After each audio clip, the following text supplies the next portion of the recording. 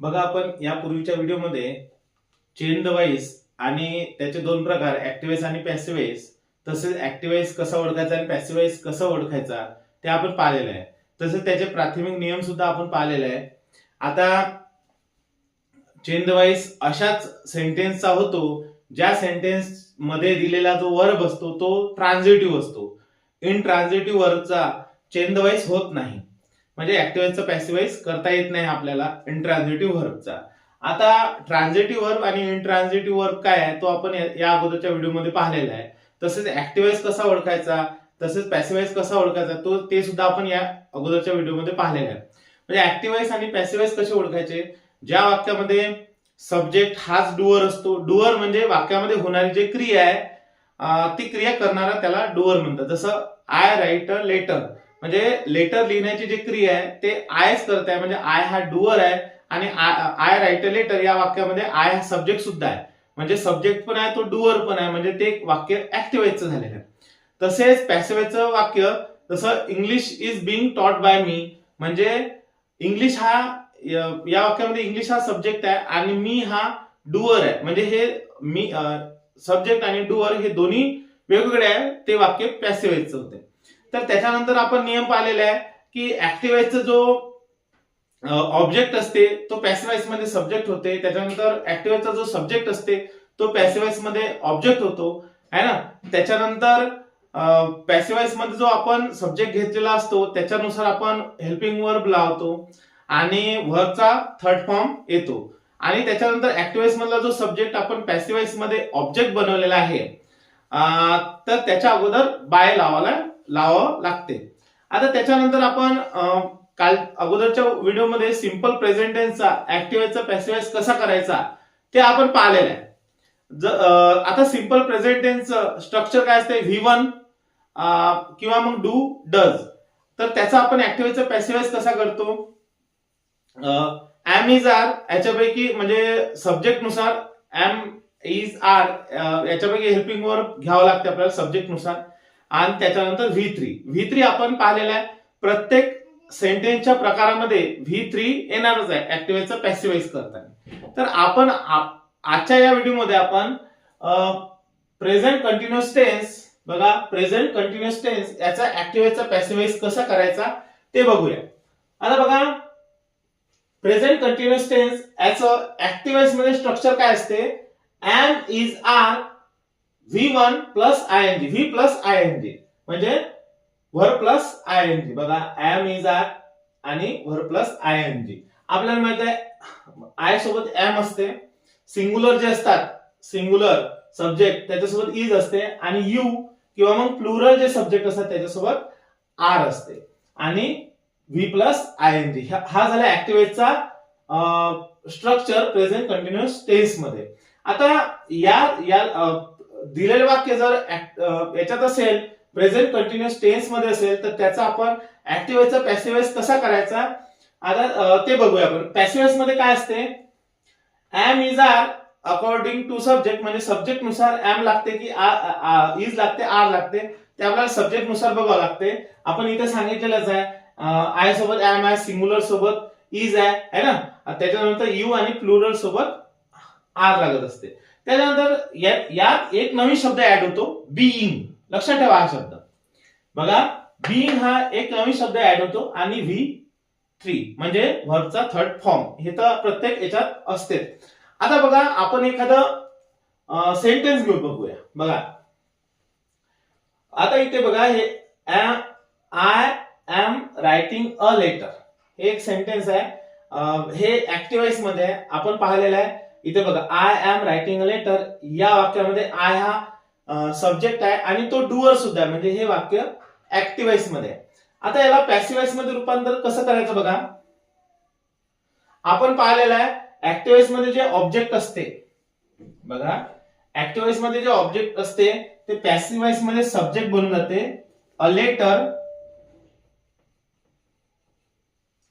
आता याच्यानुसार आपल्याला काय घ्यायचं आहे, हेल्पिंग वर्ब घ्यायचा आहे. बघा, अ लेटर सिंगुलर आहे, इज, एक नवीन शब्द ऍड करायचा आहे, being, a letter is being, आता वर्बचा थर्ड फॉर्म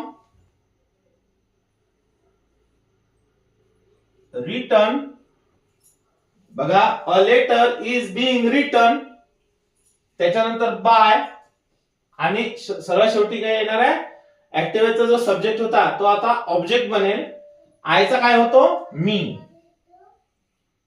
बघा म्हणजे काय झालं रूपांतर, दिलेलं वाक्य ऍक्टिव्ह मध्ये होतं आणि ते प्रेझेंट कंटिन्युअस टेन्स मध्ये होतं, I am writing a letter.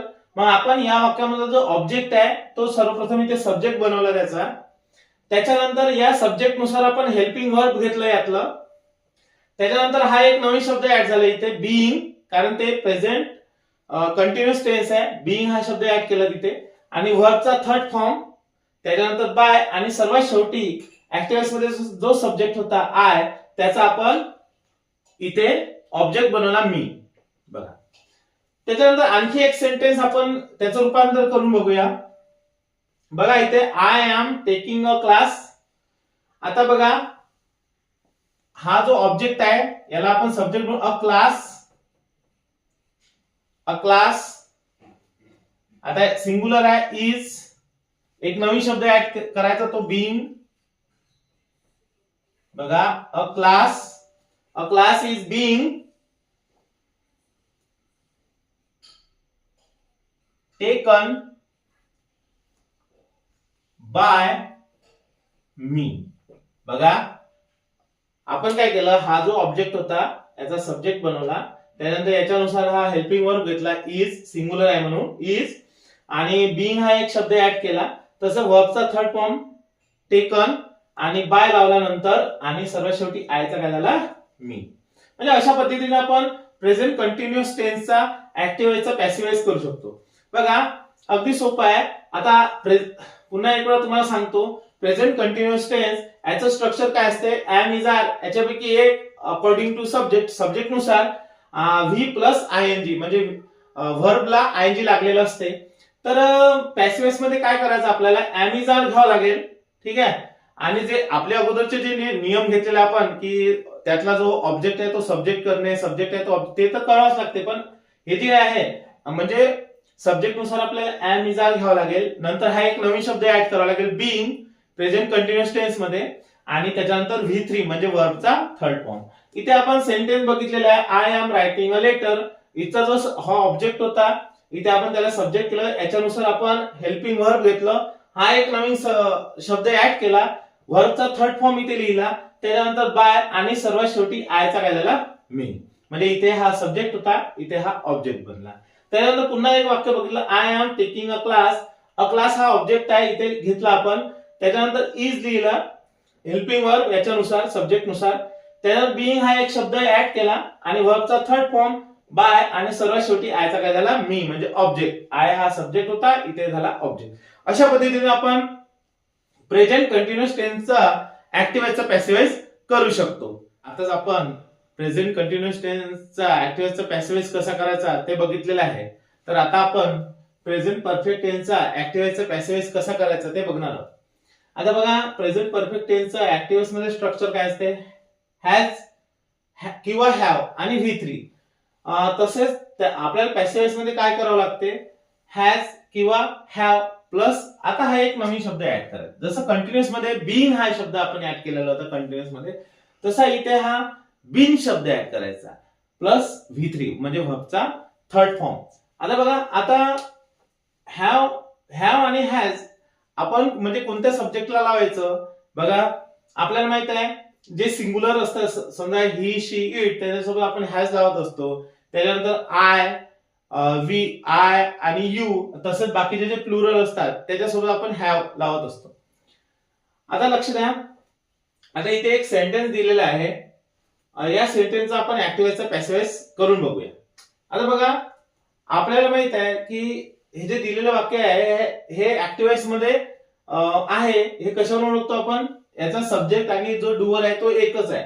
आता म्हणजे याच्यातला जो ऑब्जेक्ट असतो, आता इथे बघा या वाक्यात ऑब्जेक्ट हा अ लेटर, याला आपण सब्जेक्ट बनवतो पॅसिव्हाइज मध्ये, अ लेटर. त्याच्यानंतर अ लेटर हा सिंग्युलर आहे. सिंग्युलर साठी आपण काय घेत असतो, हॅज. A letter has. आता एक नवीन शब्द ऍड करायचा, बीन. बघा, बीन हा एक नवीन शब्द ऍड करायचा. A letter has been. वर्बचा थर्ड फॉर्म तो इथे पण आहे, तो घ्यावा लागतो तसाच. रिटर्न, नंतर बाय, आयचा काय होतो, मी. बघा बघा कोणकोणते चेंजेस केले आपण. ऍक्टिव्हच्या वाक्यामधला जो ऑब्जेक्ट होता त्याला आपण सब्जेक्ट बनवला. त्याच्यानंतर या सब्जेक्ट नुसार आपण हॅव किंवा हॅज घ्यायचा आपल्याला. आता हा सिंग्युलर आहे म्हणून आपण इथे हॅज घेतला. त्याच्यानंतर बीन हा एक नवीन शब्द इथे ऍड केला आणि व्हर्बचा थर्ड फॉर्म इथे पण आहे तो, आणि नंतर बाय, आणि सर्वात शेवटी हा जो सब्जेक्ट आहे त्याचा काय केला आपण, ऑब्जेक्ट बनवला. आयचा काय होतो, मी. आता बघा म्हणजे हे अतिशय सोपं आहे. म्हणजे प्रेझेंट परफेक्ट टेन्सचा ऍक्टिव्हाइजचा पॅसिव्हाइज करणे. याचं स्ट्रक्चर असते हॅज किंवा हॅव आणि V3. पॅसिव्हाइज मध्ये काय करावं लागतं आपल्याला, हॅज किंवा हॅव प्लस बीन हा एक नवीन शब्द ऍड करायचा त्याच्यात, आणि V3. तर आता हे वाक्य आपण याचं रूपांतर केलेलं आहे. याचा जो ऑब्जेक्ट होता याला सब्जेक्ट बनवलं, याच्यानुसार हॅज लावला आपण. म्हणजे जे ही, शी, इट आणि जे सिंग्युलर असतात, सिंग्युलर सब्जेक्ट असतो त्याच्यासोबत हॅज लागतो. तसेच यू, त्याच्यानंतर आय याच्यासोबत हॅव लागतो, आणि प्लुरल जे असतात त्याच्यासोबत सुद्धा हॅव लागत असतो. बघा, a letter has been written by me. अशा पद्धतीने आपण ऍक्टिव्हाइजचा पॅसिव्हाइज चेंज करू शकतो. तर बघा, आजच्या आपल्या व्हिडिओमध्ये आपण प्रेझेंट कंटिन्युअस टेन्स तसेच प्रेझेंट परफेक्ट टेन्स याचा ऍक्टिव्हाइजचा पॅसिव्हाइज बघितलेला आहे. तसेच प्रेझेंट परफेक्ट कंटिन्युअस टेन्स याचा ऍक्टिव्हाइजचा पॅसिव्हाइज होत नाही. तर उद्याला प्रेझेंट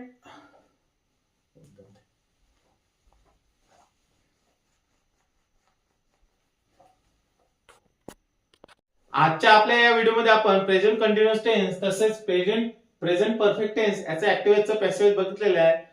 तर पुढील व्हिडिओमध्ये आपण सिंपल पास्ट टेन्स तसेच पास्ट कंटिन्युअस टेन्स याचा आणि पास्ट परफेक्ट टेन्स याचा ऍक्टिव्हाइजचा पॅसिव्हाइज बघूया पुढील व्हिडिओमध्ये.